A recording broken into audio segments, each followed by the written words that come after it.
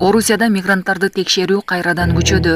Эки укук коргоо борбору билдиргендей, текшерүүлөргө мигранттар эле эмес, орус жарандыгын алган чет элдиктер да дуушар болууда.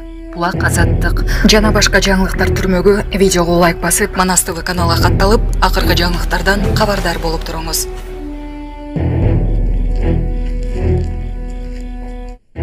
Түндө Россияга учкутсуз учуучу 25 аппарат менен чабуул болгону айтылды.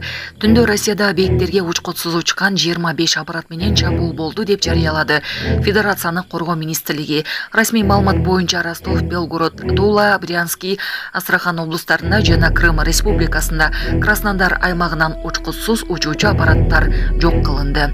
Булак баракелди.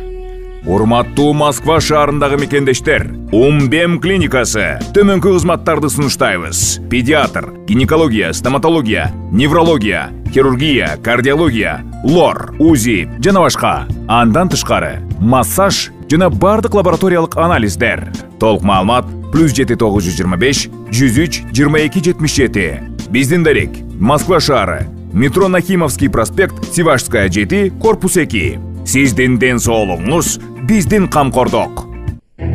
Владимир Путин: бизге жөн эле эмгек мигранттар эмес, тилибизди, салтыбызды билген адамдар керек. Орусиянын президенти Владимир Путин эмгек миграциясынын жетишсиздиги орус экономикасына терс таасирин тийгизерин айтып, улуттуу миграциялык саясаттын жоктугу менен күрөшүүгө убада берди.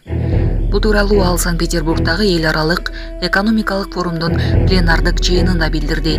Анын айтымында өкмөткө бул жааттагы көйгөйлөрдү чечүү тапшырылды. Орусияда миграциялык саясат туура түзүлө элек. Өлкөдө жаңы келгендер менен көйгөй жок деп айтууга болбойт. Бизге жөн эле эмгек мигранттар эмес, белгилүү бир квалификациядагы, даярдыгы бар, тилибизди, салтыбызды билген адамдар керек, деди Путин. Орусияда миграция тармагындагы көйгөйлөр 22 мартта Москвада 145 адам набыт кетип, 550дөн ашуун жарат алган теракттан кийин активдүү талкуулана баштады. Булак Супер Кежи. Бишкекте дайынсыз болуп жаткан 24 жаштагы Ажымурат Сапиев аман-эсен табылды. Бул тууралуу Октябрь райондук милициясынан билдиришти. Маалыматка караганда Ажымурат Сапиев 8-июнда Ысык Көл облусунун аймагынан табылган. Буга чейин 5-июнда милицияга Сапиевдин апасы кайрылып, уулу 4-июнда 11-кечи райондогу үйүнөн чыккан бойдон кайра келбегенин билдирген. Коопсуздук максатында милиция кызматкерлери тарабынан түшүндүрүү профилактикалык сүйлөшүү иштери жүргүзүлдү.